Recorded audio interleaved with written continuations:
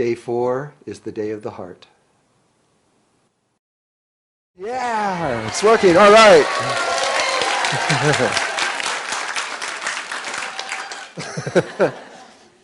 Okay, here we go. The day of the heart. Finally, we made it. It's Day 4. And I really like how straight and all these rows are perfect, but we got to move all the chairs. In a minute, in just a second. We're going to begin with a dance. It's called a Sufi dance, and it's about a 700-year-old dance. But it's not really a dance, it's a meditation. I mean, you're dancing, you're moving, but it's a moving meditation is what it is. And the Sufis did this every single morning in their khankas. A khanka is like a monastery or an ashram. And every morning they would do this because it was the essence of what they were trying to learn. And by doing it every morning, it changes you. It is a very powerful thing. And so in a moment we'll do that, and that takes a while. It takes by the time you get started and done, finished, it takes almost an hour. After that, we will begin. But let's just do this. Let's just start here because it is the reason I do this is that it is so powerful putting you in your heart. And a lot of people end up crying a lot. Can't help it. Especially if you're a crier. If you are a crier, just fill your pockets with Kleenex because you know it's going to happen. And they will pass them around, and it's okay. So I don't know if we can get 127 people in a circle. I'm going to try it, and if it doesn't work, then I'm going to have to go to 2 circles. But first we'll try that and see how it works. So, you can just take the chairs and put them up here, I think. Just stack them. Start stacking them. Use all the space you can. Yeah, just see that there's about 6 feet all the way around. That's all we need.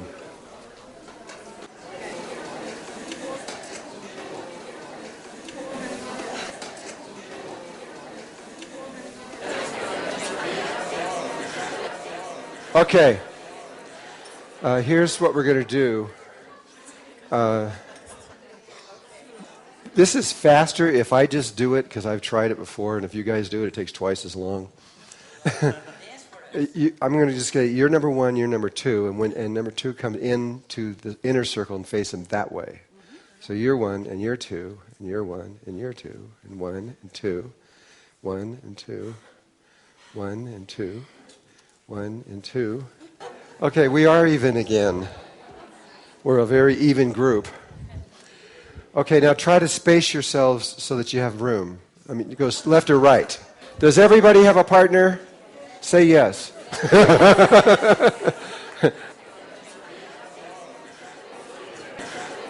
Okay. All right. I know you guys like each other, but I need your attention up here. Okay. Now, here's the way it's going to work. Is Diane here? No, yeah, come here so I can show everybody. And I hope everybody can see. Okay, this is how it begins. You're going to be with one person here, and then you're going to hear these and you're going to be hugging this person. This is the very end. We're going from the end to the beginning. And you're hugging this person, and you're going to hear these bells go ding. And it then means that you have to break your hug, which is really hard, because you'll understand a little bit. I mean, you get so close to these people that it's hard. So anyway, you have to break the hug, you bow to them, and you take a step to the left, and now you have a brand new person, okay? When you meet that person, you bow to them. You honor the divine light within them, and then you give them your right hand and let them place it over their heart chakra. And then you begin to look into their eyes. I can't talk if I'm looking into your eyes.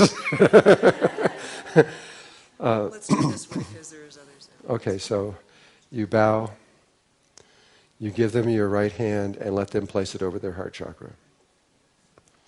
And then you begin to look into their eyes, and it's really the same thing that you did on the first day, where you look into the person's eyes and you look past their personality and you look for that sacred being that is within them.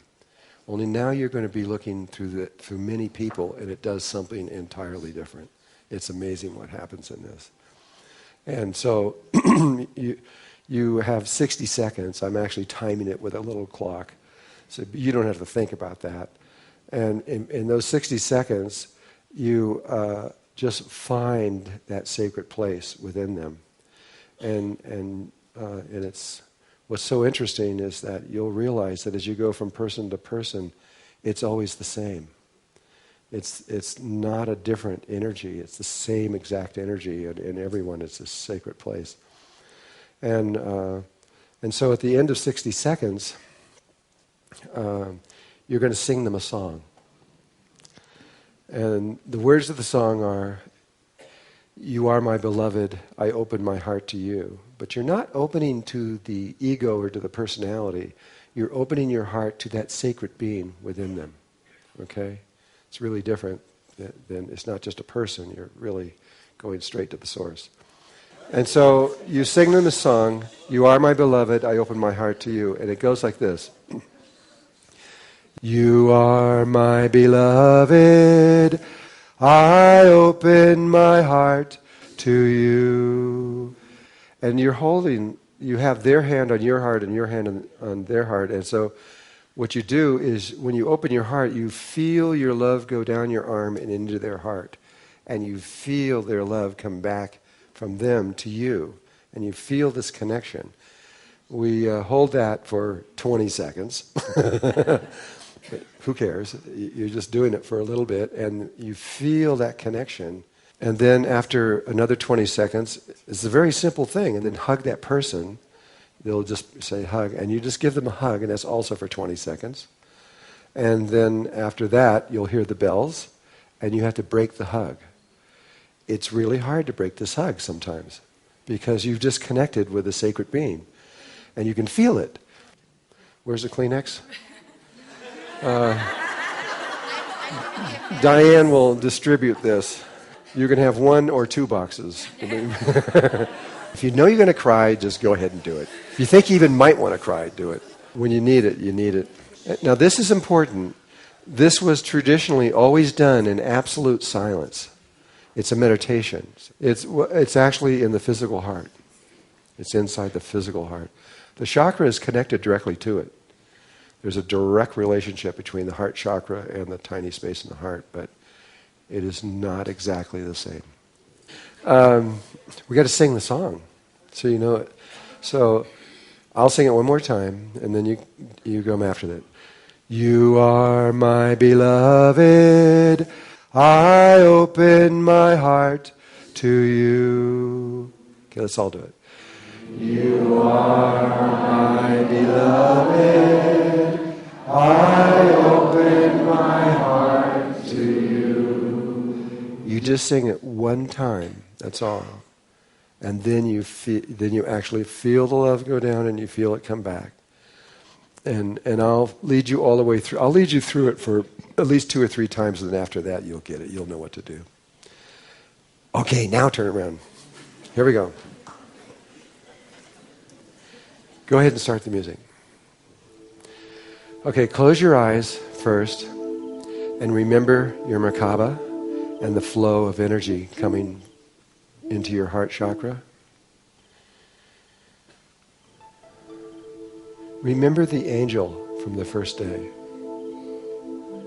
Feel her or him. Feel that angel within you and all around you.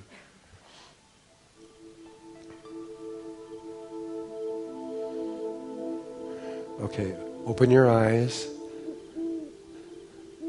Bow to your partner, honoring the divine light within them. And hand them your right hand. And let them place it over your heart. And now look into their eyes and find that sacred and holy place within them.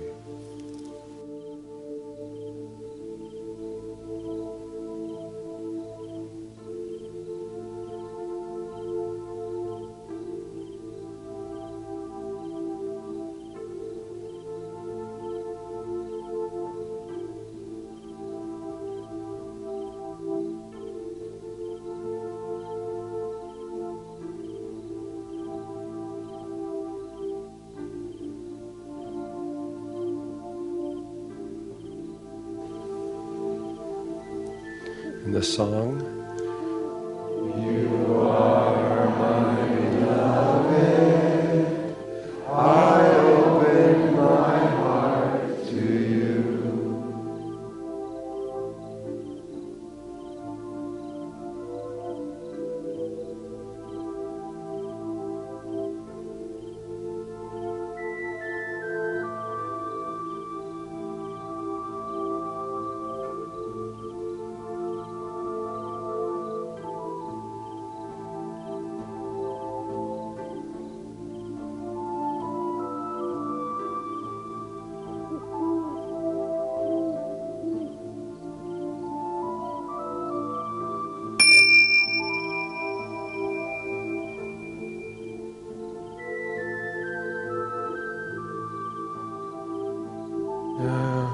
I'm sorry, but you have to break the hug.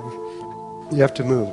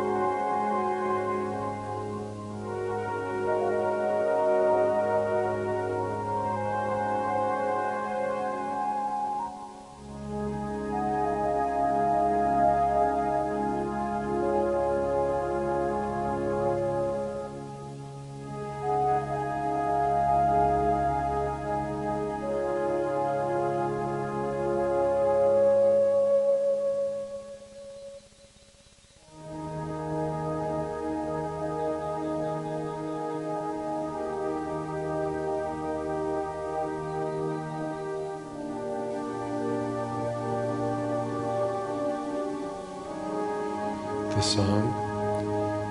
You are my beloved. I open my heart to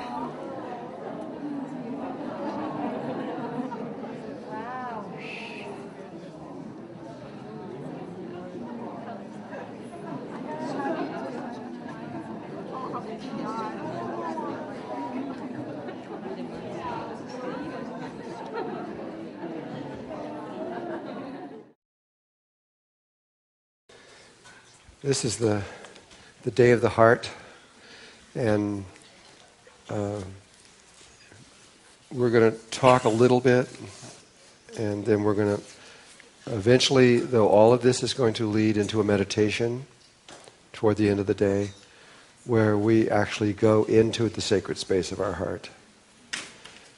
Can I see how many people feel that they know how and they've been into their sacred space of their heart?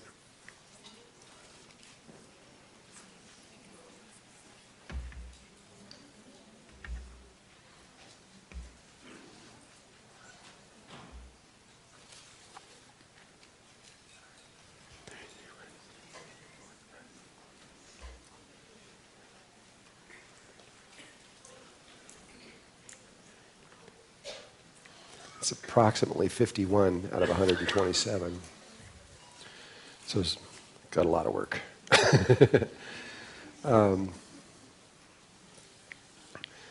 We probably will get most people before the end of the day. And there'll be a few of you that still won't be able to get in. I don't want to program that, but there'll probably be a few. And it's okay.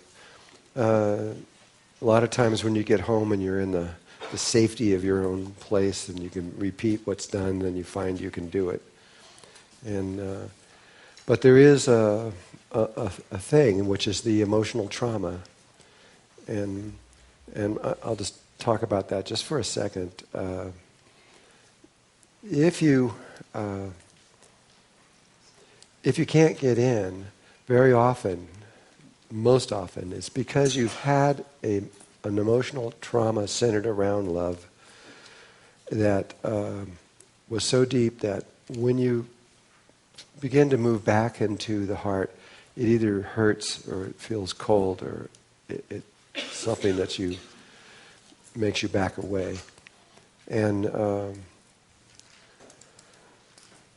what I've discovered is if you're brave enough and if you can go through it, you're fine once you get in there. Everything's okay.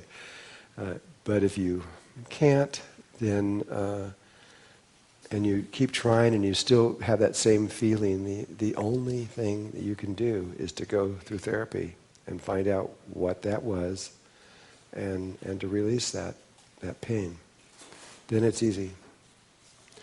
But there is another thing, and which is not having to do with trauma at all, but having to do with there is a specific vibration that must be within you. We'll talk about this later. It has to do with the way that you connect with the outer reality. And you have to do this in a certain kind of way, and if you don't, you're wasting your time.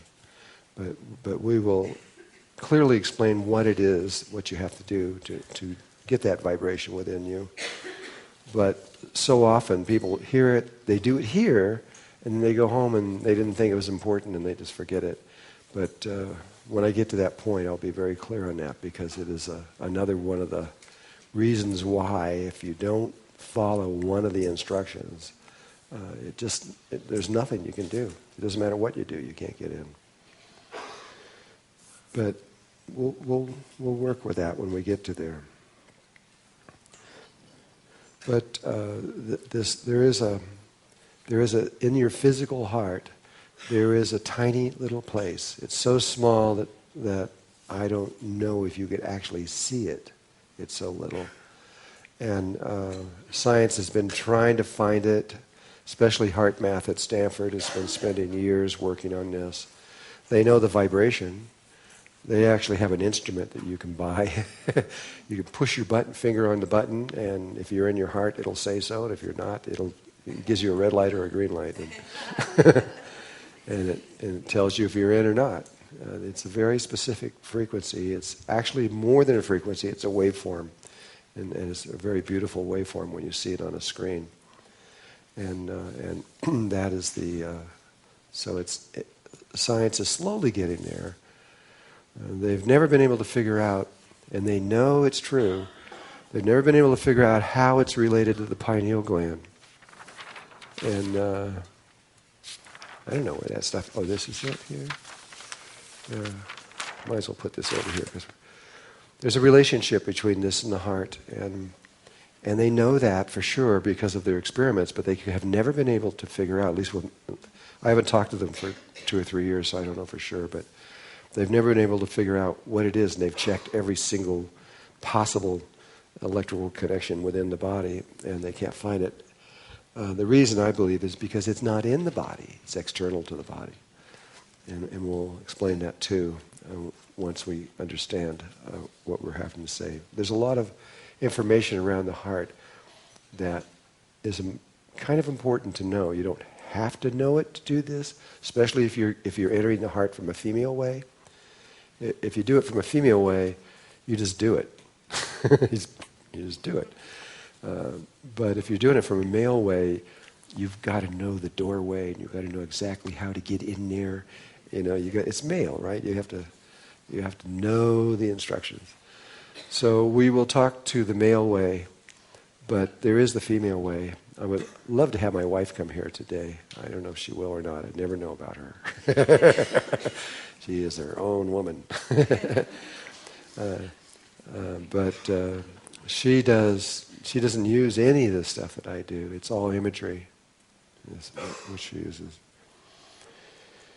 There's been almost nothing written about this in history. It's all been oral, and oral traditions all over the world. As far as I know, there's only been, 3 books written. Well, if you count my book, I guess 4 books, but without that, there's only been 3 books written ever about this sacred space. The oldest, well, it's hard to say what's the oldest one. Probably the oldest one is with the Torah.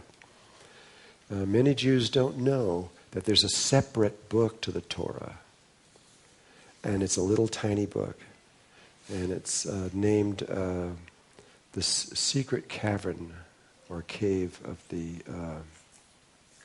Heart, I think more, at least half or more of the Jews don't know it exists because it's bound separately in this little tiny thing. And I would love to get one of those and understand it. I've talked to 2 or 3 rabbis that, yeah, that's there, it's real. Can I have a copy? Sure, of course, but I never get it. As people say, oh yeah, I got one at home. Can I have it? Sure, I'll give you one, but I never get it. And it's just because it's too sacred, and I understand. It's okay. But there's another one in India called the Upanishads. And that book, I remember a long time ago in the 60s, or early 60s, when I became interested in spirituality, I started reading spiritual books, and I ended up reading every single book in this store that I was in. And I began to realize they're all saying the same thing.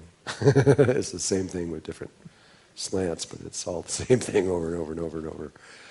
And but when I came to the Upanishads, I read that, and I remember reading it and going, I got all through it, and I put it down and just kind of looked at it and go, what is that? It didn't fit into anything else. There was nothing else that approached to that it was similar to. And I really didn't know what they were talking about. I didn't know till many, many, many years later, where I had direct experience myself.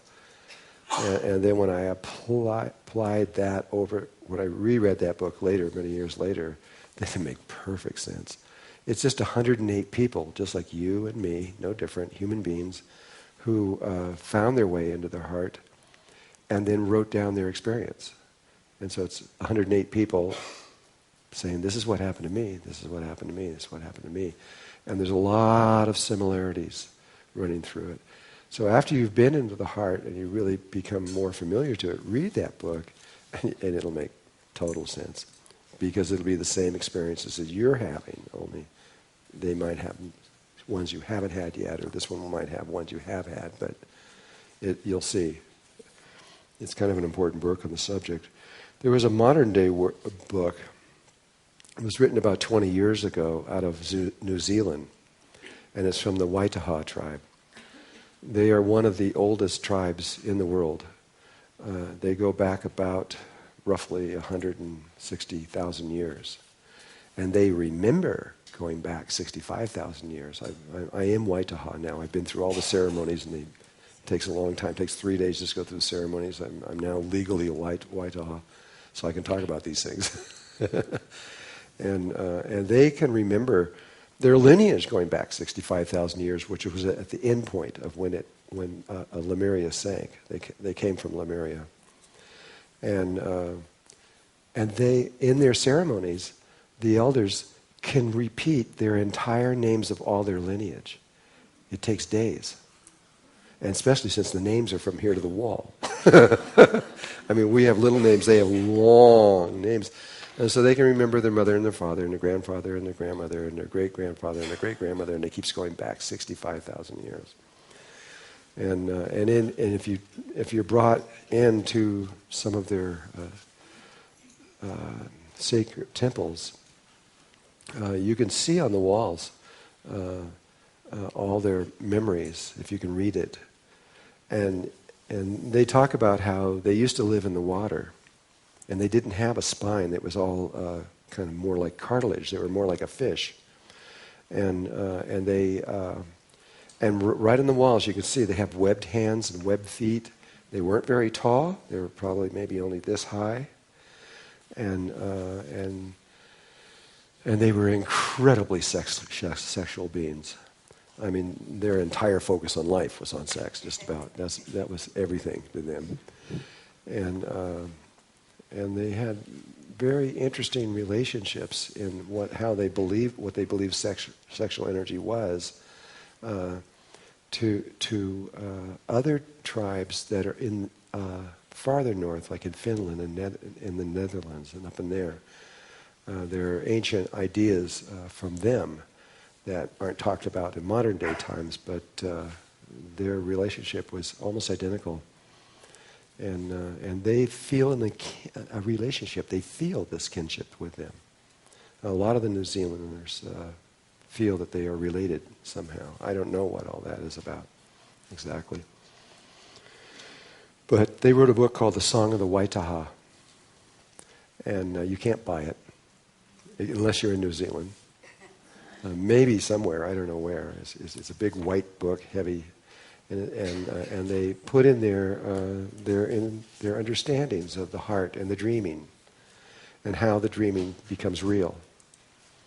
And they could change their world through their dreams.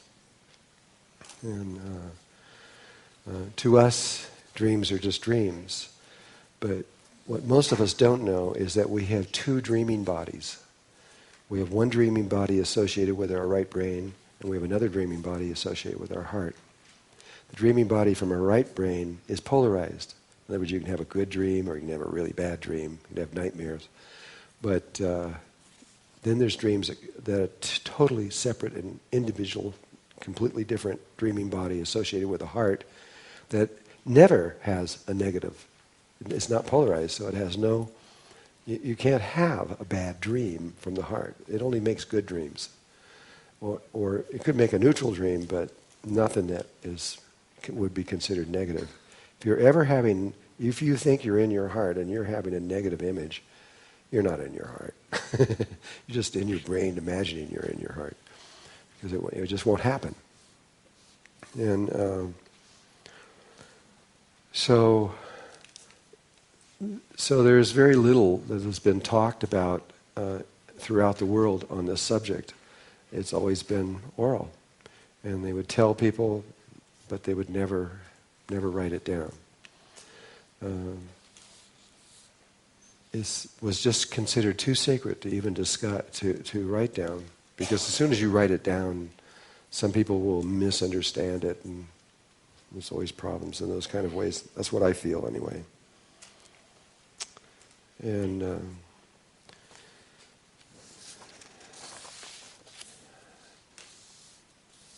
so we talked about the ascension being just a movement from the brain back to the heart again, and really, after all the study I've had on this in my whole life, it's really all it is.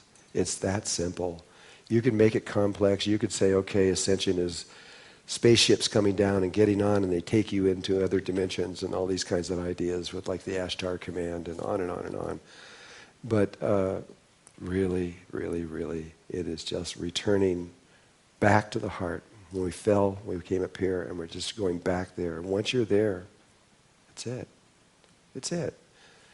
It's really simple, without any, even if you're still completely in your human body and you're on your job and you're doing everything else like that, ascension has reached its most important point as soon as you return back to the heart. Because the heart will lead you through everything else, but it will bring you back. If there is a spaceship involved, it will come to you, whatever it is, but you don't have to do anything after that. Once you've found that, all the rest of it is automatic. It's easy. Now, I've received this information primarily from indigenous people, because they're the only ones that remember what this is. The indigenous world, the industrial world, regardless of the color of your skin or where you're from or what your religion is, if you're involved in the if you're living with televisions and cars and this industrial world, and you've accepted it into your life, most of us have completely forgotten the heart. We don't even know we have one. And where I find the truth is out in the jungles and in these high deserts and places where there's indigenous people that are still living this truth. It's so amazing. Just like right now, we were hugging each other and everything, and you were beginning to feel what it's like to be in a tribe. Because in a tribe, there's no, a lot of the tribes have been corrupted. Like the relationship between the Navajo and the Hopi here in Arizona, there's been lots of trauma that have happened to them. But when you get out in places where they've completely isolated from the world, it's a different thing altogether. Once they allow you into the tribe, you're just like with a bunch of children. They're so easy. Their hearts just leap over to you, and it's beautiful. We don't get those kind of experiences very much. You had a little bit of it just a few minutes ago. But just imagine in your entire world living like that, where everybody loves everybody and there's hardly any problems at all. Occasionally, but not much. And so that's where I found it. In fact, it was the Kogi and the Arawakos in Colombia that really did it for me. I was beginning to understand it a little bit before that, but it wasn't until I met them that I really began to understand the nature of what we were talking about. I had no idea. Studying the Mer-Ka-Ba and sacred geometry and even the beams of light and all this other stuff, that's one thing. But the heart is another world. It's another totally secret, other way of existing. It's not just love. It's much, much, much, much more than that.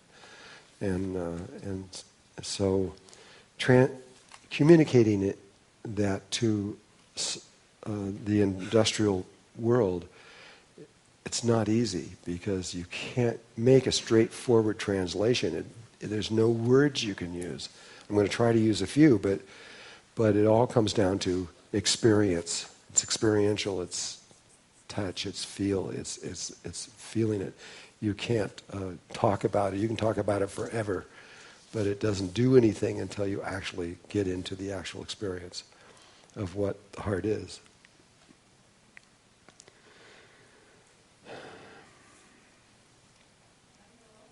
Yeah. When you say that once you get in your heart, then it's very easy, can you talk more about that once we go there, ascension can seem complicated, but once we go there, it's... Well, I am slowly going to do that, but I would really like you to get the experience more than anything, and then I probably won't have to say much for most of you. But ascension comes down to and this is what the Mayans and Hopi and a lot of, and the Kogi, the Wakos, all of them are saying, even the Zulu in Africa and the Waitaha and the Maori and the Kunu, I think almost all tribes will agree with this, is that it's so simple, it's too simple for me to tell you right now. And so I have to wait till we have a little bit more experience, and then at the right moment I will say this really simple thing to do, and if you do that, you've just won the game of life. You're totally safe. You absolutely will go all the way, but I can't say it now because it's too.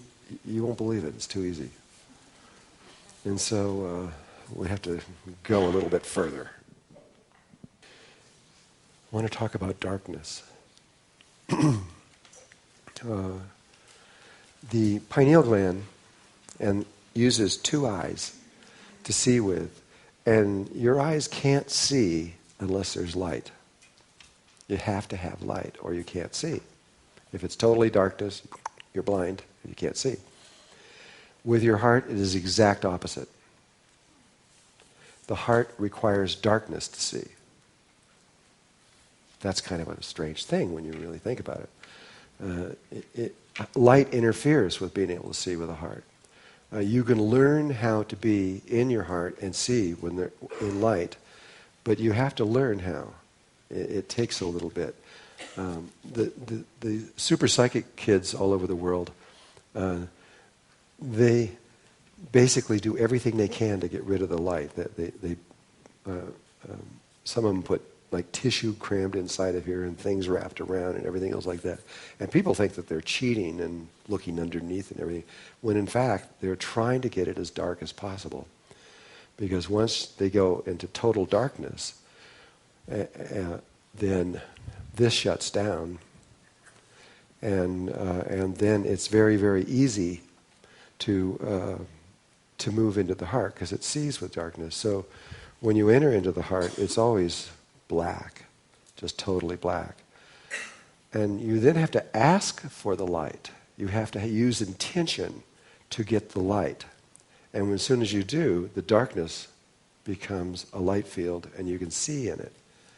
However, the heart isn't quite as straightforward as this. This with the eyes, you have all kinds of light, that you can see with, but in the heart, it will, when you ask for light, which you must do, but when you ask for light, it's hard to say what kind of light you're going to get back.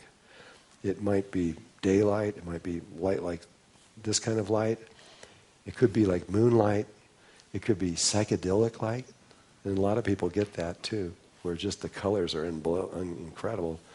And vibrant and everything. And some people have, some of it comes on, and the light may come on.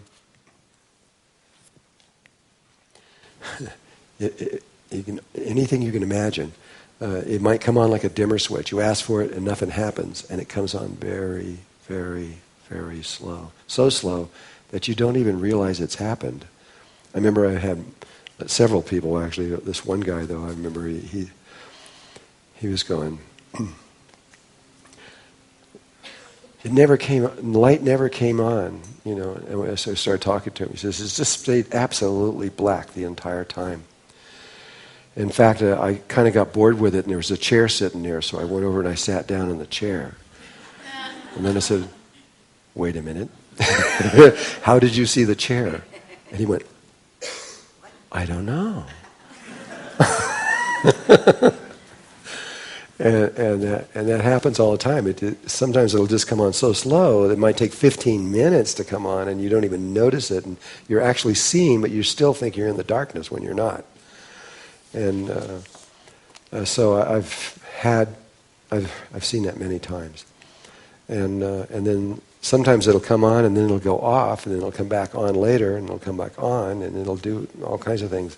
You just have to ask for the light and then just accept whatever happens and just go with it, because I don't know. It's between you and God. And God will give you the source of life literally, it's everywhere, but the source of life is very vibrant and can communicate with you totally in the sacred space of the heart. It's not even easy to do it in the outer space of the heart. We'll talk about, there's two different spaces of it, but the inner space of the heart, God is always there, always. And you can connect directly with the source. But we'll get into that. I'm just sort of opening the door a little on all of this. But this darkness is an important part of all of it.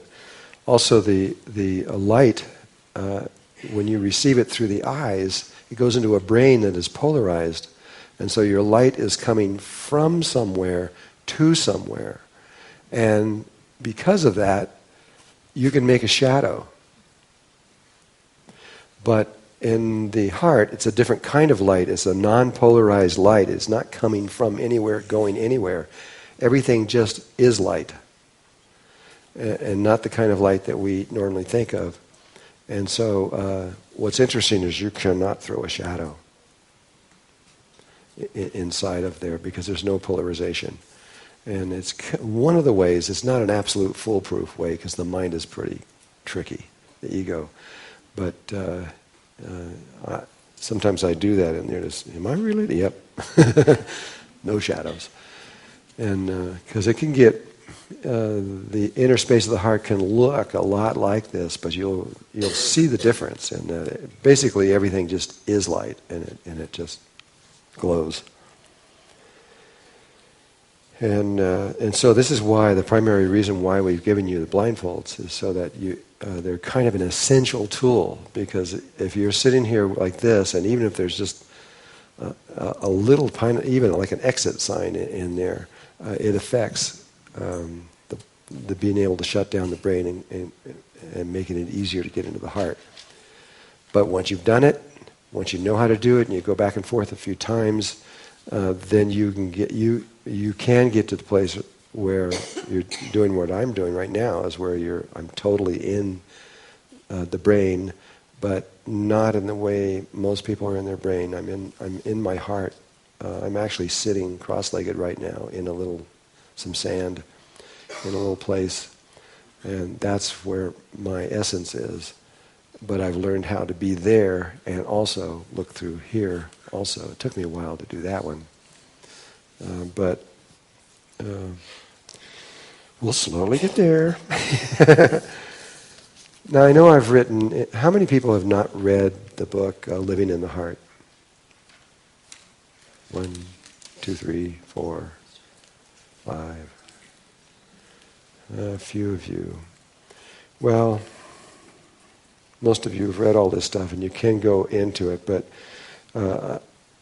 basically I was led through this. Now I'll just give you a real quick sense of the history of this. Basically, I was meditating, doing the Mer-Ka-Ba meditation, because I thought that's all there was in the beginning. I didn't know there was more to this. I didn't have any idea of all this stuff we're starting to talk about then.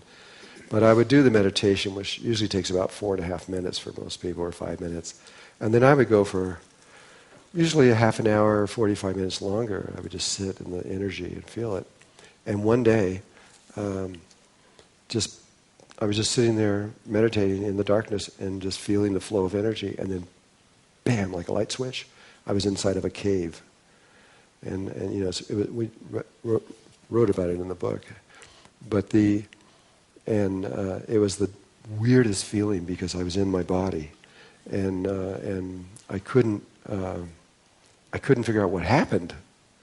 I had no idea what had happened. I just thought I was having an hallucination, except that when I would go up to the walls, I could touch the walls, and they were just felt exactly like this, and I was really, really confused. And I remember walking around and looking at things and going, what is going on? What is happening to me? And then as quickly as I came, I'm sitting back in my body, meditating again. I remember getting out of that thinking, that was a very weird experience. And I kind of felt like maybe I just some wires got shorted out of my brain or something. I don't know what happened. And if it had never happened again, I'm sure I would have completely forgotten about it by now. But then a few days later, it happened again. And then it started happening every single time I went into my meditation. I would end up in this cave. And the angels weren't saying anything. They were just sitting there watching to see how I'd respond to this, I think. Let's see if he has a complete breakdown or what happens. So I figured, well, I'm going to study why I'm here all the time. I've got to figure out what this is. And there was, I call them photographs, but they weren't really photographs. It's hard to explain what they are. They were etched into the wall, but they really looked real. But there were 20 of these like photographs of people along one side of the wall, and I'd never seen them in my life. I don't know who they were, and then there was this little round circle of sand back there with a lip. The floor just everything was like one piece. It looked, you could see where somebody had chipped it out. So but it was, the whole cave was just like one piece. And this lip came up, and it was a circle. And there was this white, soft silicon sand in there. Didn't know what that was. There was another thing over here, which was a big kind of an opening of about 20 feet or so. It was real high. And it had a sheet of light running down it, and I couldn't see into the light, and I couldn't put my hand through it or anything. It wouldn't allow me to. So I didn't know what that was. And then at the far end, there was a staircase that spiraled down to another level. And later I found out the light up in here was kind of a whitish light, but when I went down in there, it turned into a green light. And then there was doors, a hallway with lots of doors and doors. And then I didn't know what those things were. I mean, I was so confused. I had no idea what was going on. And slowly, this went over many years. And it wasn't until I hit the Kogi that I understood what had been going on, really understood what had been going on all these years. And they're experts, they really are. And they live in caves almost all the time too. I mean, that's their whole thing, is inside the earth is where they do almost all of their work. And so that's how it began for me. And then when the Kogi did this thing with me, I was really, they sent through the Mayans, they sent a runner to me with a little gift. They wanted me to, they just wanted to say thank you. And then so the runner said that this is from the Kogi and their Wakos, and they're saying thank you. And I was going, well, first of all, I'd never heard of them before. And so I'm saying, well, why? This is a tribe I don't even know about, so why are they saying thank you? Well, the Mamos, there's a tribe within a tribe. The bigger tribe is about 14,000 people. The Mamos are about 200 people.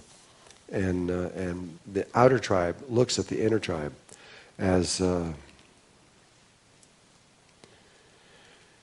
they see them almost on the same par as we would see God in a way.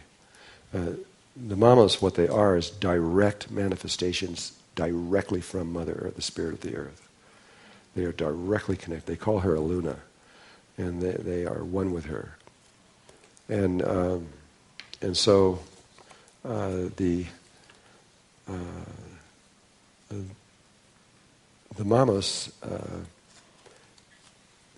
they did things with me that are like considered normally impossible. They literally just would make a sound, and I would disappear from one area of where I was with them and reappear somewhere else in 1 second.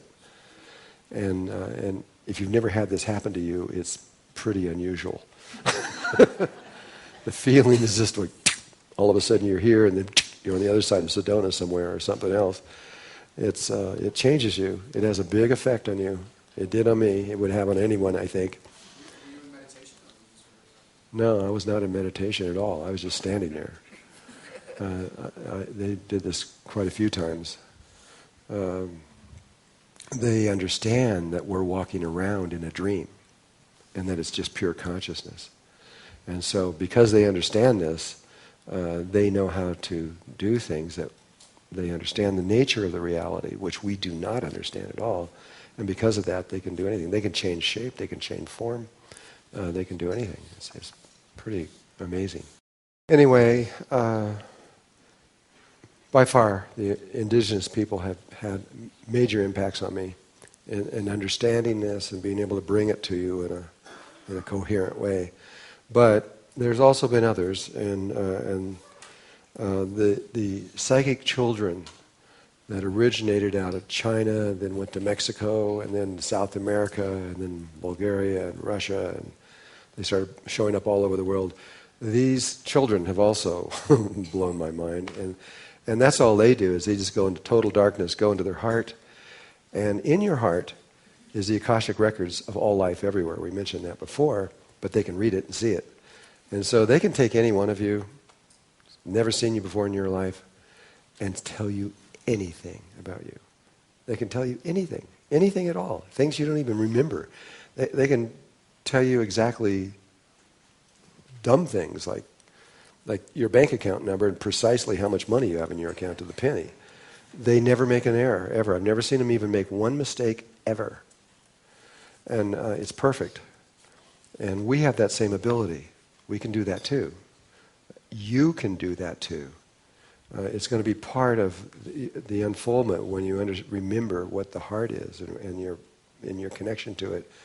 That in there is all knowledge, all wisdom, everything, past, present, and future. And these children are able to go in there and enter into that space and be able to do this. When you see them do it, it's hard to believe they can do this when you're watching them do it. But it's true. It is definitely true. And there's millions of these children. Though most of them are hidden and very quiet, there's really a lot of them. They're different than the indigo or the crystal kids or these things. They're totally different.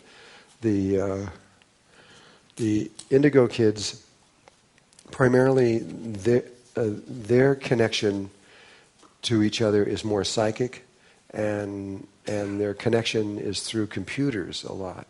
This is their everything that's unfolding through there is primarily coming from the indigo kids. But the psychic kids have the same thing, only it's internal instead of external. They close their eyes and they see a screen, and on that screen has little screens that are going around it that are moving at really high speed. You got to really get into it to slow yourself down to be able to see those things. But from there, it's the same way. They could know anything from that. And most of these indigo kids are from 1972 forward, but there were a few that came in earlier. I was one, but there's a lot of other ones. Mary Ann Shenfield was another one. I met her in 1990, and she's totally blind. I mentioned her before. She has no eyes, but she can drive cars and read books and watch television, and you'd never know, but she has no eyes.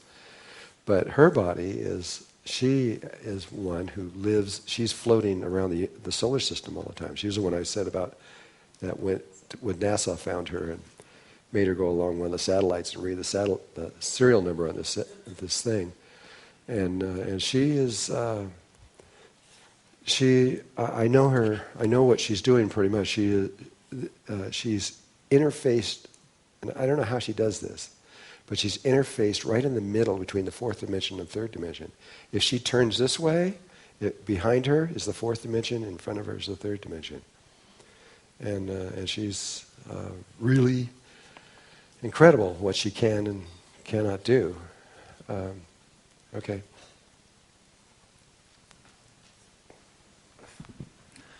The indigo kids and the super psychic kids, they are from humanity or from extraterrestrial origin? There may be exceptions that come from humanity, that have died and come back as an indigo kid, but almost all of them are from space. And not just space, but other dimensions. They're from much higher consciousness. Thank you. And again, this is why there's so many people here. This has never happened before. We've never had 7 billion people on Earth. They're coming from everywhere. They want to be here. But there were many. I mean, I could go on and on and on. I'll tell this story about Oscar Mendoza because it was not in the book. But I did mention Inga Bardor. She was one of the super psychic kids, which her and my wife are really close. They're always talking all the time. She just talked a couple of weeks ago. Inga is one of the Mexican super psychic kids that we did that video on, Through the Eyes of a Child, where before 600 people in Denver, she was blindfolded and was able to read with her hands and her feet and show all these different kinds of things. I wanted her to float like a big heavy rock around the room, which she can do easily. And her mentor was there, and her mother was there, and they just freaked out. You can't do that. You will not do that. Because their worry was that when Inga went back to Mexico, anybody doing psychic things like that are considered evil in Mexico. I mean, and they'll kill you. And so she was seen with her hands and feet. They weren't too worried about that, but they were really concerned about doing something obvious, like floating a rock around the room. So it never happened. It's too bad. But we were one time mentioned in the book about these two guys, and one of them, when she was she was sitting, and she was blindfolded, and she was looking at photographs and telling what was in the photographs. Does you guys remember that? Okay. Well, there was one guy that came in and said, I don't believe you. You're looking underneath here in the beginning. And so she had to do this whole thing to convince him. And even after she was reading this everything, he still didn't believe it. And he was the one that brought up his driver's license and handed it to her upside down and backwards. And she immediately turned it over, did this whole thing like that, and told him and read the whole thing on the driver's license. That's your driver's license. And then he said to her, I still don't believe you. Tell me something that only I know. And remember, that was the one, he was there with her girlfriend. And he said, and she's really mischievous. So she goes, okay, well, what you know and your girlfriend doesn't know is that you have another girlfriend. And her name is da-da-da. And stuff like that. And he was just like blown away by this. And so after that, where there was a break, and he was standing over by a big plate glass window looking up at the sky, and he was kind of, I guess, embarrassed and not feeling good. And she knows exactly what he's feeling and everything else like that. And she saw that his sadness. And so she went over to him and said, I'm really sorry. I didn't mean to hurt you like that. And he says, oh, it's okay. And he said to her, or she said to him, she says, I want to give you a gift. And he said, okay, well, what is it? And she says, you see that big cloud up in the sky? And it was a big billowing white cloud like that. She says, I want to show you so you know for sure, absolutely for sure, that this is real. And he says, what are you going to do? She goes, this is a laser gun. And I'm going to cut the cloud in half. And she goes, and the cloud was cut right in half with a perfect line right down. And she just cut it the other way. 4 sections cut perfectly in half with a straight line right down the middle like that. And he saw that happen. That's usually an illegal thing to do, but she did it. And he was instantaneously transformed. He went from a skeptic to an absolute believer. And he ended up teaching the Flower of Life in South America, and he became one of the greatest facilitators down there because he knew for sure what he was talking about was really real. And so I figured I'd just tell you that little story. And so there has been many people that have led up to this, and And I think we've all had these things. We all have our little people that have led us up to this moment, that have got us to the place where we understand what's going on. It's usually other people or events that have taken place. Oscar Mendoza, yeah, that's his name. He's Mexican too, I think, but he might not be. He might be from Colombia or Venezuela. I'm not sure, actually.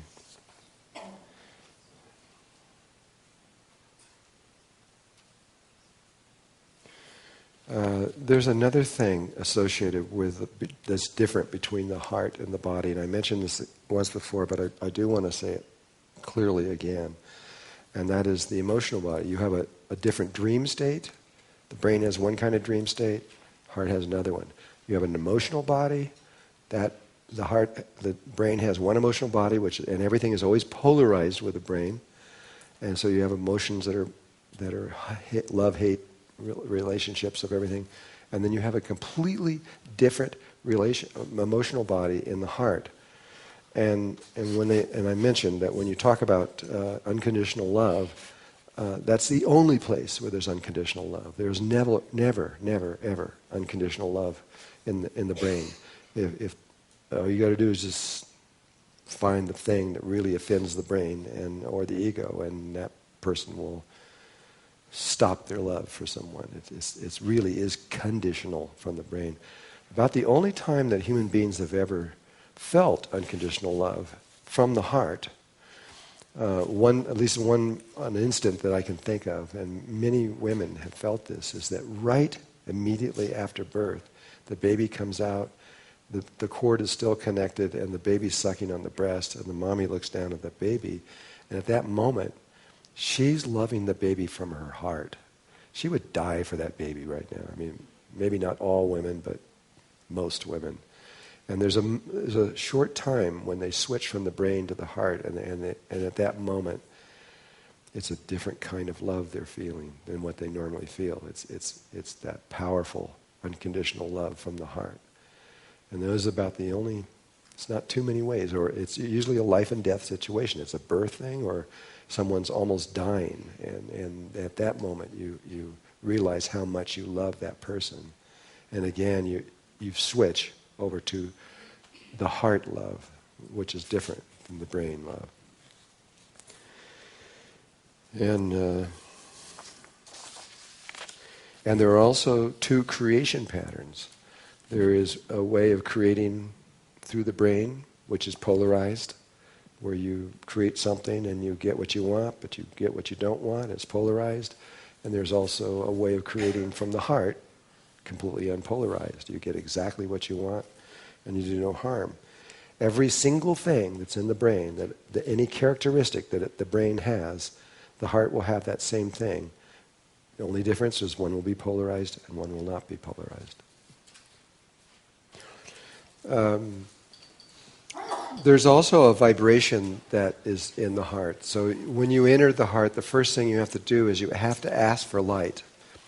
By the way, after you've done this and you get the whole procedure, then when you read Genesis in the first paragraph, it will become pretty clear, I think, that every time you go into the heart, you're beginning Genesis again.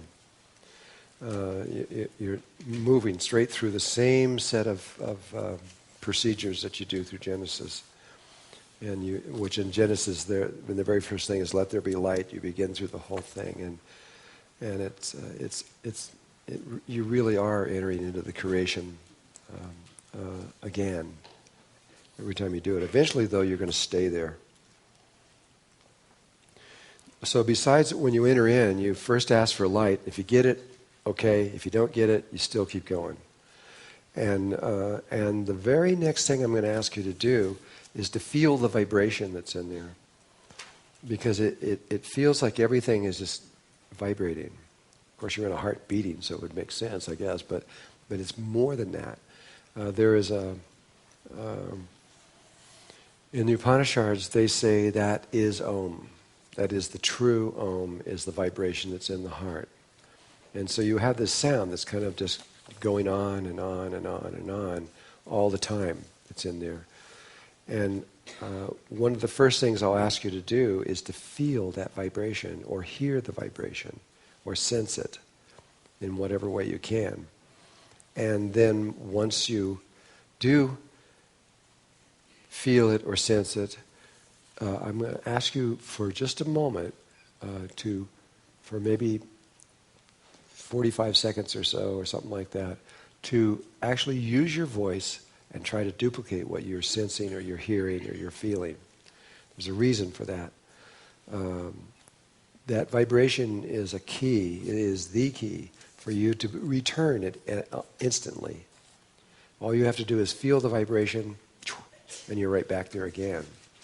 And so in the beginning, we're going to use different methods of getting into there. But once you're in there and you know where it is and you know what it is, if you can remember the vibration or feel the vibration, you can use that to pull yourself directly back into it. You look at a Kogi and they'll be sitting there talking with words, and then they'll just close their eyes and they're instantly back there, and they'll be communicating telepathically with everyone. And so they go back and forth. If there was someone that they know can't do telepathy, they'll talk to you. If they think you can, they'll just talk to you from within their heart. And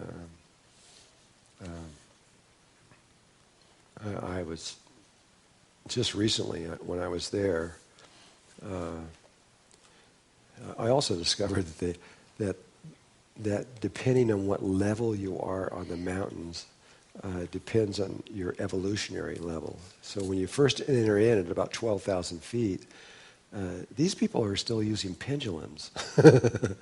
They're still learning. Even though they might be old, they're still kind of learning. And you go up just 1,000 feet more, and it's a totally another, they're all telepathic from there on in. And I remember I lived with them for about 2 weeks. And they gave me a grass hut, and you sleep in a hammock and all this kind of stuff. And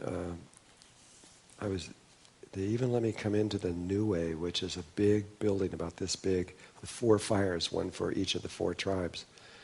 And in there, it's extremely intimate, the way they all lie together and everything, and people talk, and they're sharing their thoughts and their feelings about everything that's going on.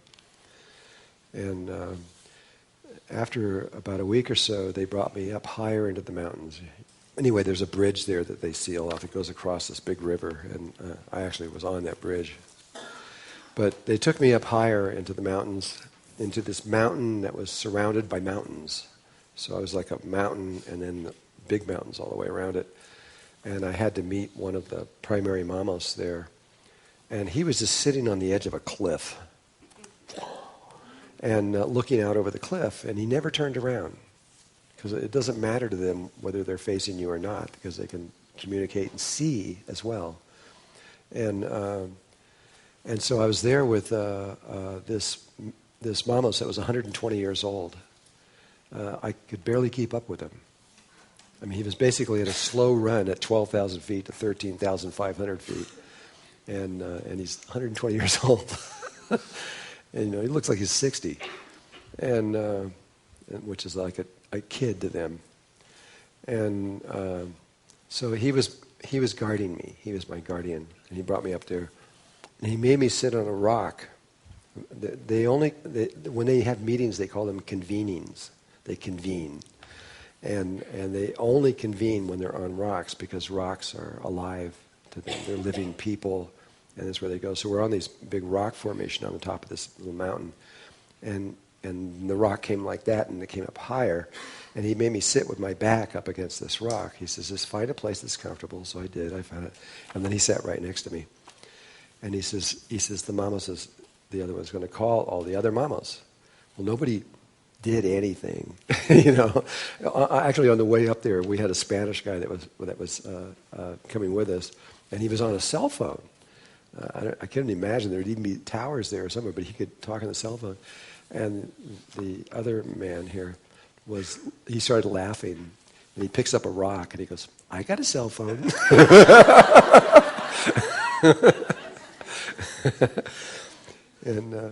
But anyway, I'm sitting back a little bit because they said the lights were blinding.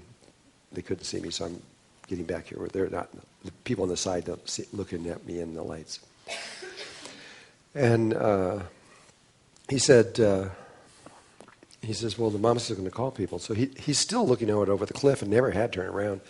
And so he doesn't move, doesn't do anything, and within just a few minutes, from every single peak and from every single place, all these people started coming down the side of the mountains. And they're like running down these mountains, just down these things that you would probably think you're going to slide down, you know. And they're just like goats. And then within a very short time, 20 minutes or so, there was about 50 mamas standing around us. And they all started talking. One started talking. And then they talked for a little while, and the other one, but they're talking in Kogi. And, I can understand it. So my protector here, he knows what I'm thinking and everything. And so he tells me, he says, close your eyes. So I close my eyes. And like, poof, he's in my vision. He's in there, perfectly in there. And he goes, okay, can you see me? Yeah, I can see you. Can you hear me? Yeah, I can hear you.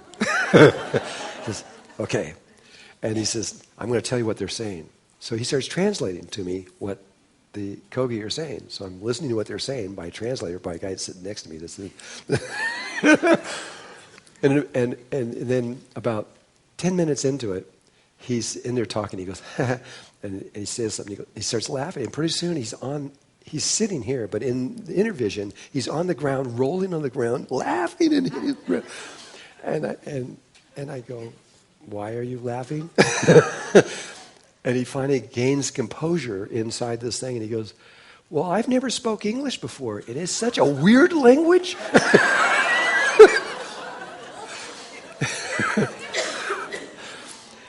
He says, it feels funny. And so, I mean, they can speak any language at all. In fact, it's pretty astounding how fast they can learn a language. Science just figured out that we have a place inside of us that can learn any language in the world in 10 days. And I'm following that one right now. I want to know where that goes. I want to learn a language in 10 days. And about 10 of them I'd like to have. So, anyway, back to this thing with the vibration. It's important that you can feel it, because if you can feel it, you can make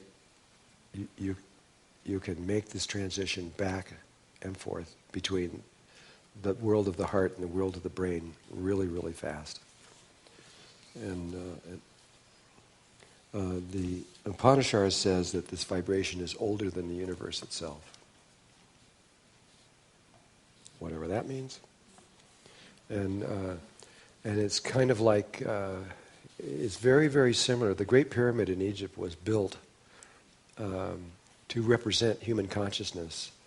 And within there, especially it comes from somewhere, but I'm not exactly sure where, but in the Great Pyramid, there's this almost identical, if not identical, vibration that's in the Great Pyramid. How many people have been to the Great Pyramid? It was about 10 people. How many people felt that vibration I'm talking about when you're in there? So it's about half of them. Some people don't feel it.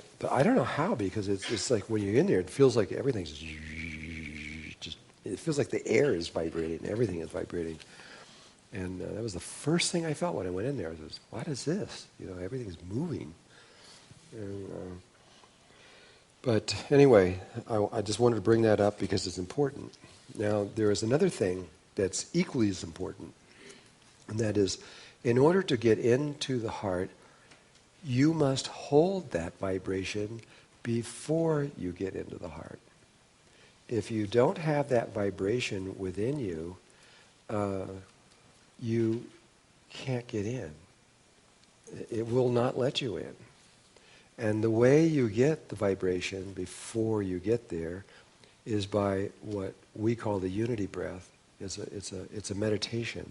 And so we will lead you through this before we go. But in essence, what it is you must connect with the heart of the world with love. You must love Mother Earth. You love her, and she sends her love back to you, and you feel it. And when you do, you connect with her. And then without breaking that, you connect to the heart of the sun. It's really, by doing that, you're connecting to the heart, to all the rest, to the heart of the universe. But by connecting to the heart of the, different tribes do it in different ways. The Hopi do it by connecting to the central sun. They understand that, and they connect directly to the central sun. And I learned this through the Hindus, through Sri Yukteswar, which is Yogananda's guru, and he tells you to connect to the grids that are around the earth, because those are connected to all life everywhere also. It's a more sophisticated way, in a way. And but almost all the tribes I've ever been with, they connect to the sun. And our star is connected to all other stars, and it goes on, and everything's interconnected. But it's all about, so you connect to the sun, the heart of the sun. You have to love it. Love. It's your Divine Mother and your Divine Father. And so you have to connect to the Divine Mother, and you're the Divine Child. And then you connect to your Father, Divine Father, through that heart by sending love and feeling His love come back. And when it does, it makes the Holy Trinity. You have the Divine Mother, Divine Father, and you the Divine Child. And there's a love flow that goes between the child to the mother and father, but the child must also be aware of the love between the mother and the father, that connection that's going that way too. And so we'll lead you through it, but when you do that, it puts a vibration in your spirit. And that vibration is the key that opens the door that allows you to enter into the heart. Now, emotional trauma could still stop you, because if the pain level because of emotional trauma stops you, but that's something I can't help. But with or without, even if you're totally clean and you have no emotional trauma, no problems, if you don't have this vibration, you can't get in. And so what happens very often, and I've seen this many, many, many, many times, is people come in here, I lead them through it, they get into their heart. They got it. They go back home, and they can't ever do it again. And because they don't think that this connecting with the heart of the earth and the heart of the sun is important, and they don't do that, and they keep trying to get in, but you can't. You have to have this vibration. Whether or not that vibration is identical to the one that's inside there, I'm not certain. But if it isn't, it's an overtone, or it's connected, or it's in harmony with it, or it is identical. I'm not really sure. It feels the same to me, but I'm not positive.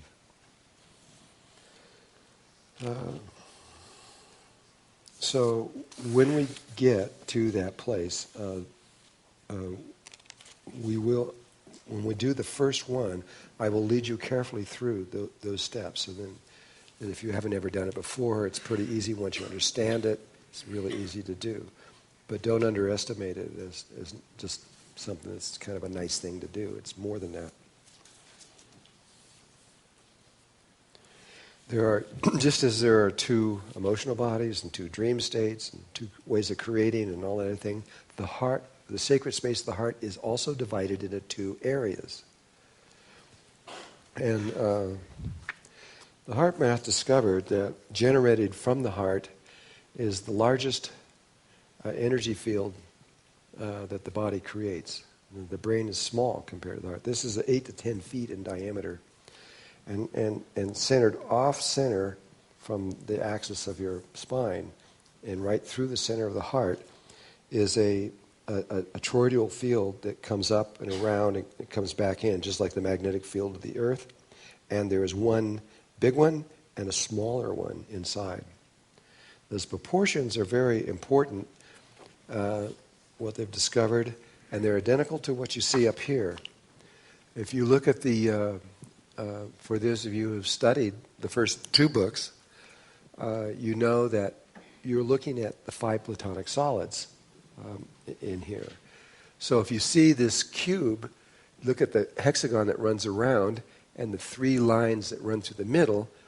If you look at only those lines, you see a cube on an edge view. So you're looking at it like this is the cube, but you're looking at it like that. And so these lines and these lines come together and they form 3 lines. So does everybody see what I'm talking about? Okay, but then in here farther is another one, another cube. There's a cube within a cube. And that's true with all of them. Here's the star tetrahedron in here. And then if you go inside smaller, there's a smaller star tetrahedron inside of there. And it goes through all the 5 platonic solids. Each one has a big one and a little one. And it's kind of related to the male and female thing, where males are bigger and females are smaller. And but there is always this relationship.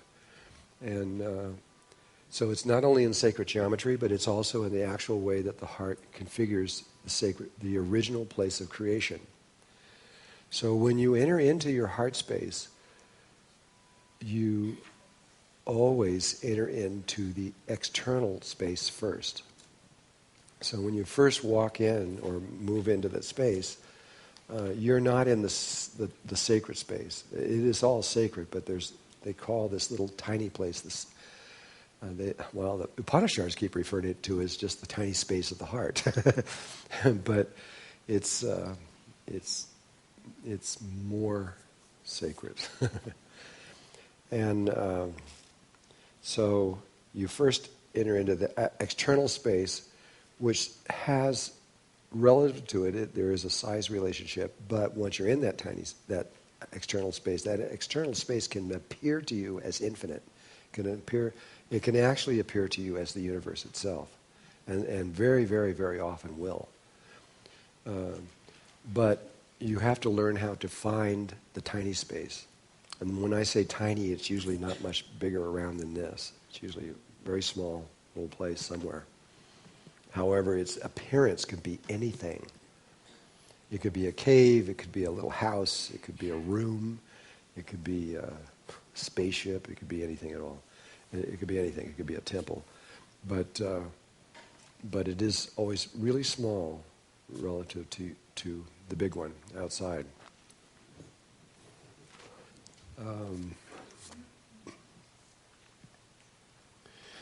This is also a means of getting into it. This was a problem I was confronted with the Kogi. After the Kogi taught me all these things, then they said, okay, there was a point where they didn't think that we could be taught this. And they really only wanted me to work with animals in the beginning. So I worked with only animals in the first part, with horses and all kinds of animals. After a while, it got pretty exciting, really, because I could just walk into a middle of there'd be a bunch of deer in a thing, and usually when you start to walk toward deer, they all run away. But when you're in your heart space, you're not seen as a threat. They feel the vibration. They just look at you and just keep right on eating. It's like a bird landing on their back or something. They don't even mind. And I would walk right up to them and stand there and pet them and everything else, and they would just keep right on eating. I wouldn't even disturb them. And so I could see, it was biofeedback. I could see that this was true. They also told me the more wild they are, the easier it is to do this. At this point, I like being out in where there's lots of wild animals, and I prefer it. It's hard to explain.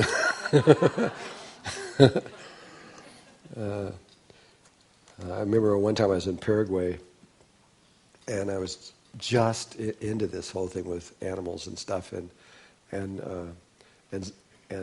somebody says, "Well, could you show us?" And so I went out, but they don't have any animals anywhere. There's not even cows there. I couldn't find anything hardly at least where I was in Paraguay. There was just nothing. And I was sitting there, and this big frog, this frog was like that big. Was my animal. And I just dropped into the heart, and this little sound came out of me, and that frog went bloom, bloom. And he went, bloom, bloom, bloom, bloom, bloom, bloom. Right up to me and looked up at me. And I got down really low in it. And I was right down like this and looking into its eyes. And we started making sounds together and all this stuff. And these people were watching me. and then I was at a break. And I had to go back. And I says, don't go away. I'll be right back. And he says, okay. And I go in there. I was in there 2 or 3 hours. I come back and it's still sitting there. Hadn't moved. And it's really, it changes your relationship to all of life. It just completely changes it. And I mean, remember in the Bible when it talks about the Tower of Babel, that it states clearly that before the Tower of Babel, there was one language in the world. And that one language we could talk to each other with, and we could speak with the animals with the same language. And I'm convinced that this is what it is. You can speak to any life form, and even ETs understand this life form, this language. It's a language that comes from the heart. It's what the Kogi says. It's a language that has no words. In other words, it's a sound that does not mean something. It's a sound that creates an image in you, and that's what they mean. And so the same sound can create many different images depending on what your heart is putting with it. And it's very, for those of you that know Palladian, it is Palladian. Palladian people use that language when they talk, and it's how they communicate with each other. Anyway, slowly getting there. I mean, you need to know all these little things. Otherwise, when we say, okay, let's do it, you go, let's do what, you know? Where are we going?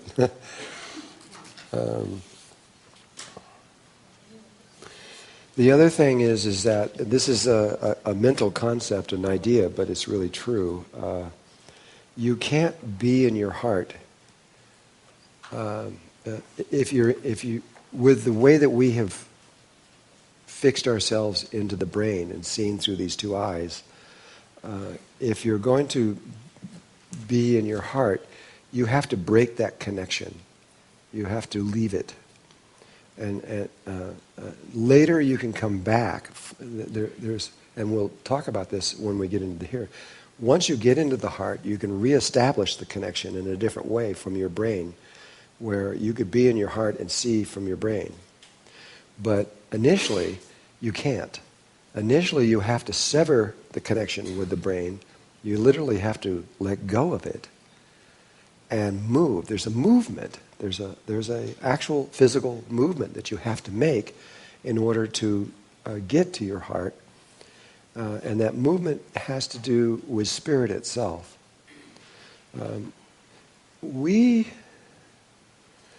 Most people think that they are their bodies. But you're not your body. Your body is more like a coat you've put on. And spirit can drop that body and take another body any time it wants to. It isn't something that is, you're not this. Spirit is you're separate from that.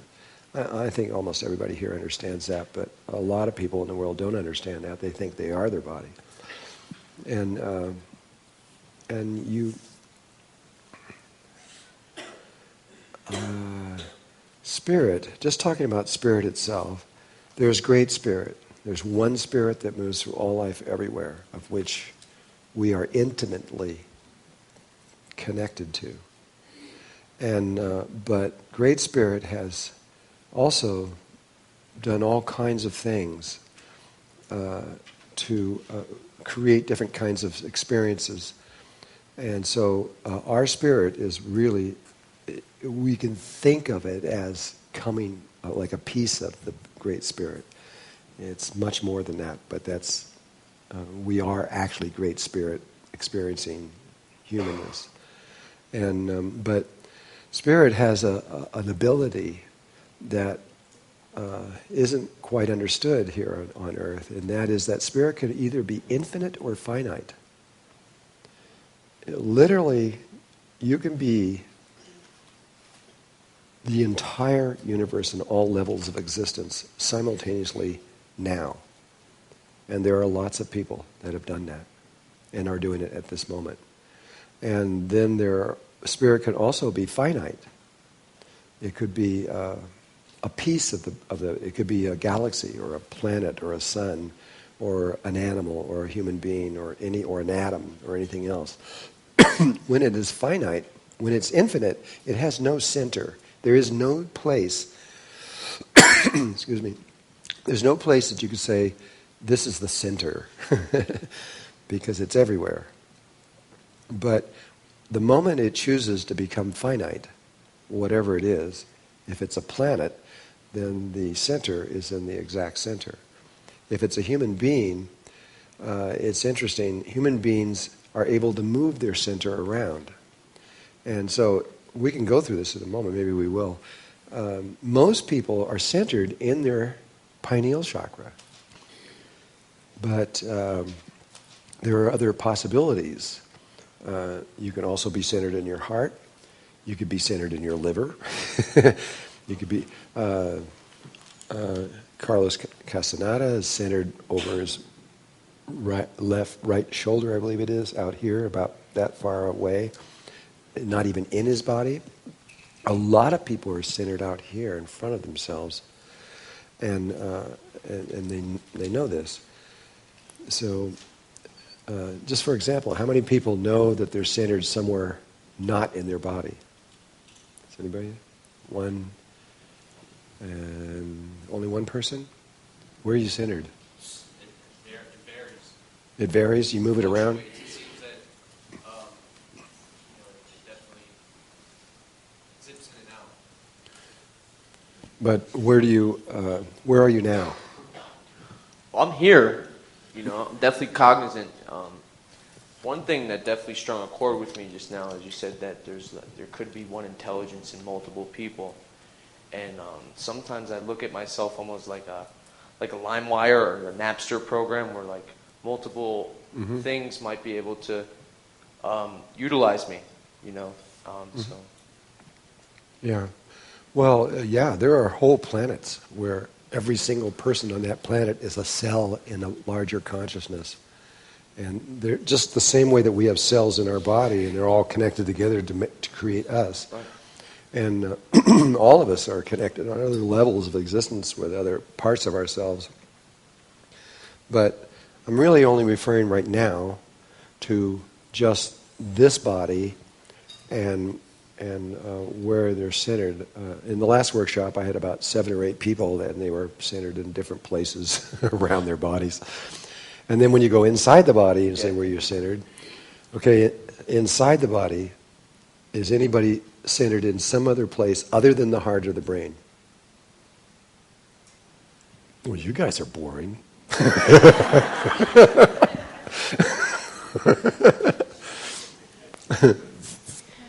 I'm not really sure, but when I first started to wake up, it's like I would leave my brain, and I would think, but I would be somewhere else. It's almost like I would come out here and be something of an observer of myself. Is that what you're talking about? Because I really couldn't identify. I was actually going to ask you about it.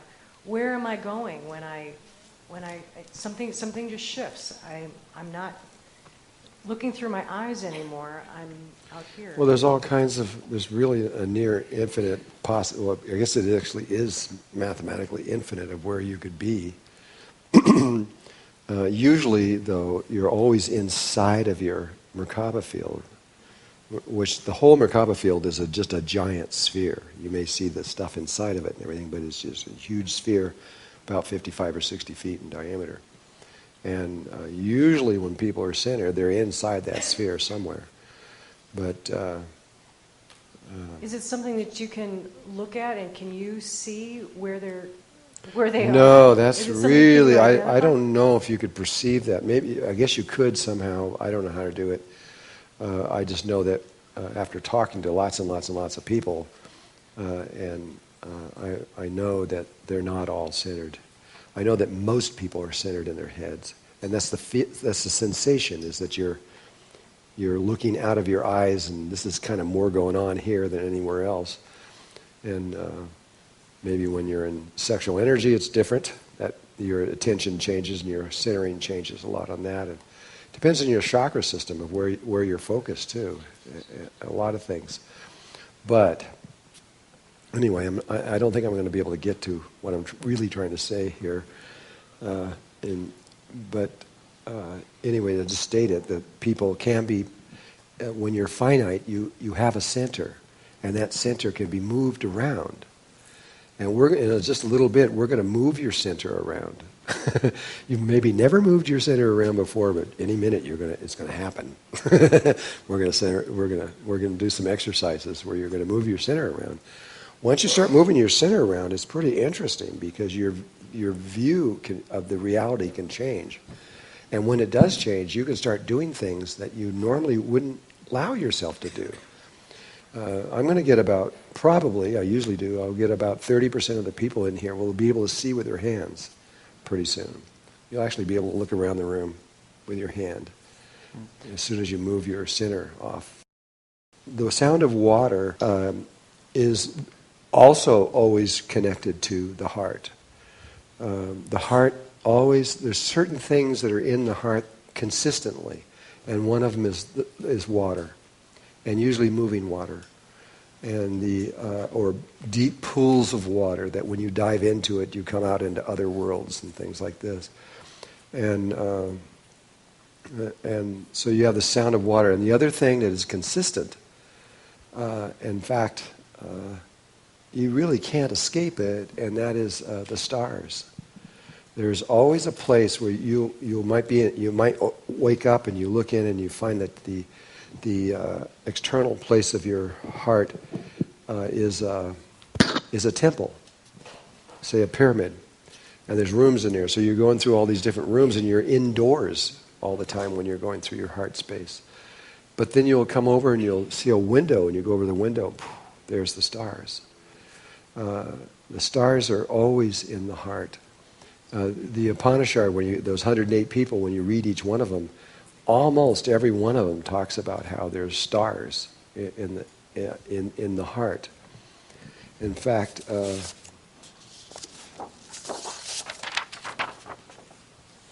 this right after I wrote the Living in the Heart, and I sent it to my publisher, the very next day somebody sent me this, which is from the, I don't know if I can say this right, Chandogya Upanishad. And there's different Upanishads. There's 108 people, but a lot of them have eliminated that and brought it down to a smaller number. They just picked out the best ones. That's what they did. And so there's different translations of it. But this is what it says. It says, and this was in the book, but most people read it and don't really think about it, so I'm going to say it again. It says, if someone says to you, quote, in the fortified city of the imperishable, our body, there is a lotus, and in this lotus, a tiny space. What does it contain that one should desire to know it? You must reply, as vast as this space without is, the tiny space within your heart. Heaven and earth are found in it, fire and air, sun and moon, lightning and the constellations. Whatever belongs to you here, below, and all that doesn't. All this is gathered in that tiny space within your heart. This is 5,000 or 6,000 years old. And it'll be just as true today as it was then. The stars were originally created in your heart first. And this is one of the things we're going to be talking about later. And later were transferred to the external world. And they are not what you think, which I've been saying. That they're an image that was created, a dream state image created by the heart, which was then transferred to the brain in a very specific way, which we'll go into later. And so now we're living it and believing it's real, when really it's just an image. It's just consciousness itself. But you will find the same stars in your heart that you will find external to the earth. And I've learned recently, because I'm now connected with another intelligence inside the earth that I never knew was there, and they took me into the center of the earth. And the center of the earth is when you enter into the very center of the earth, it is external. It's the same. It's just infinite space, and the same stars, exactly the same ones that are there. It's changed my whole view of everything I thought was real, and now that I understand it, and I understand the geometries of how this is working and everything else like that, it makes so much sense. It really does. If you take a golden mean rectangle and you take the shorter edge and come over here and make a square out of it, what's left over is another golden mean rectangle, right? We all know this, or most of us do. And so then if you take the shorter edge and make another square out of it, it's left over is another golden mean rectangle. And that creates a spiral that goes in and in and in and in forever. It never ends. And so it's constantly getting littler and littler and littler and littler. But that same where you started from, which is where you are now. That's like this. We're in between the microcosm and the macrocosm, and so we start with this triangle, and you can see it goes forever. Well, it'll go out the other way. That triangle, if you take the longer edge and make a square out of it, you have another golden mean rectangle that's bigger, and it keeps going out, and then you can just keep doing that forever. And now that same spiral that went in forever will now spiral outwards forever, getting bigger and bigger and bigger. This one getting infinitely big, the other one getting infinitely small. And that is the nature of our reality. You can go inside the moon, any star, any galaxy, the earth, or anywhere else, and when you go to the center, you will be in the same stars that you were at external. So if you have a sphere, the sphere is the surface. That is the size that is in between the macrocosm and the microcosm. Everything external here, that's all stars. But you go in the middle, it's all stars again. And science will eventually, right now, they're beginning to understand this. And it's changing our entire view of everything. When science really does understand that one thing, then spirituality and science will begin to merge and become one. Because that will happen. It always happens. Every planet eventually comes to their scientific understanding of everything and their spiritual understanding of everything merge at one point. And when that happens, they're no longer whatever level they were at. They become aware. That's when they first really, truly become aware of what is actually happening in the world. We're just living in a total illusion right now. You know, science is, and so are we spiritually on a lot of levels. We're not quite clear on what is happening. Okay. I got to take a time check. Ooh, we don't have any time. Okay, so I only have just another few minutes, and oh,